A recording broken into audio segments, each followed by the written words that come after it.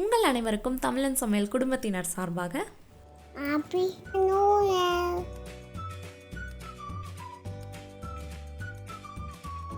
Hi hello வணக்கம் and welcome to தமிழன் சமையல். இன்றைக்கி நம்ம தமிழன் சமையலில் நியூ இயர்க்கு ஸ்பெஷலாக ஒரு ஸ்வீட் சாக்லேட் புட்டிங் எப்படி செய்கிறதுன்னு பார்க்கலாம். அதுக்கு முன்னாடி நம்ம சேனலில் சப்ஸ்கிரைப் பண்ணாதீங்க, சப்ஸ்கிரைப் பண்ணிக்கோங்க. மறக்காமல் பெல் ஐக்கானை கிளிக் பண்ணி. இப்போ வாங்க வீடியோக்குள்ளே போகலாம். புட்டிங் செய்கிறதுக்கு நான் 1 கிளாஸ் காய்ச்சின பால் எடுத்திருக்கேன். காய்ச்சாத பால் எடுத்திங்கன்னா நல்லா பால் காய்ச்சிட்டு அதுக்கப்புறமா செய்ய ஆரம்பிக்கணும். பால் லைட்டாக சூடானதும் 4 ஸ்பூன் சர்க்கரை சேர்த்துக்கலாம். 1 கிளாஸ் பாலுக்கு 4 ஸ்பூன் சர்க்கரை கரெக்டாக இருக்கும். இப்போ சர்க்கரை நல்லா கரையட்டும். சர்க்கரை நல்லா கரைஞ்சதும் 1 ஸ்பூன் கார்ன்ஃப்ளவர் சேர்த்துக்கலாம். கார்ன்ஃப்ளவர் அதிகமாக சேர்க்காம 1 ஸ்பூன் சேர்த்திங்கனாவே கரெக்டாக இருக்கும். கூடவே 2 ஸ்பூன் கொக்கோ பவுடர் சேர்த்துக்கிறேன். கொக்கோ பவுடர் சேர்க்கறதுக்கு முன்னாடி நல்லா சளிச்சிட்டு அதுக்கப்புறமா சேர்த்துக்கணும், இல்லைன்னா நரன்னு இருக்க மாதிரி இருக்கும்.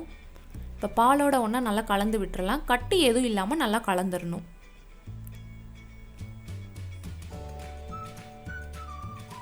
இப்போ நல்லா கலந்தாச்சு.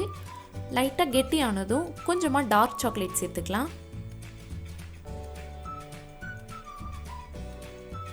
இப்போ சாக்லேட் நல்லா கரையிற வரைக்கும் வேக விடலாம்.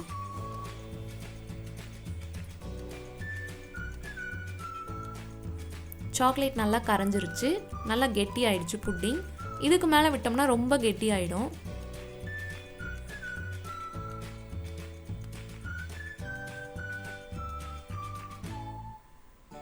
இந்த பதமே கரெக்டாக இருக்குது. இப்போ ஸ்டவ் ஆஃப் பண்ணிடலாம். ஆஃப் பண்ணதும் சூடாக இருக்கும் போதே ஒரு கிளாஸ் பவுல்லையோ இல்லை சில்வர் பவுல்லையோ ஊற்றி நீங்கள் ஃப்ரிட்ஜில் வச்சிடணும். ஆற விட்டு வைக்கக்கூடாது.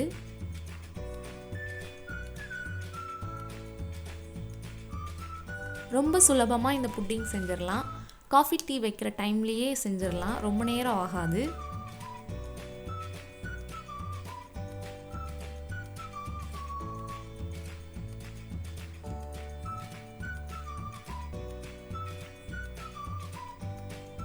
இப்போ 2லேருந்து 3 மணி நேரம் நான் ஃப்ரிட்ஜில் வச்சுட்டு வந்துடுறேன்.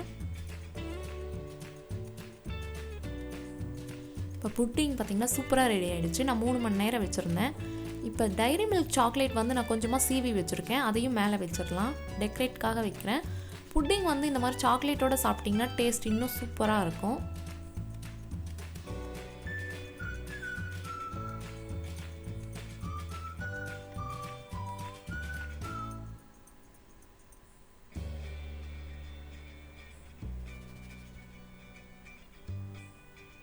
புட்டிங் பார்த்திங்கன்னா அட்டகாசமாக ரெடி ஆகிடுச்சு. நீங்களும் ட்ரை பண்ணிவிட்டு எப்படி இருந்ததுன்னு கமெண்ட்டில் சொல்லுங்கள்.